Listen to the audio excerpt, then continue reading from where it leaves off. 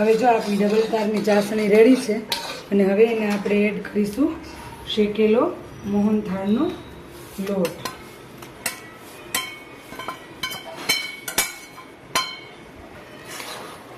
હવે આપણે આ ચાસણીમાં લોટને રેડી દીધો છે અને જોઈ શકો છો તમે સરસ મજાનું મોહનથાળ આપણો હવે હમણાં રેડી છે. હવે આપણે તમને આના પીસ કાઢી અને ગાર્નિશ કરી પિસ્તા અને બદામ એનાથી અને આપણે તમને બતાવીશું. હવે આપણો મોહનથાળ તૈયાર છે અને આપણે થાળીમાં પાથરી દઈશું. હવે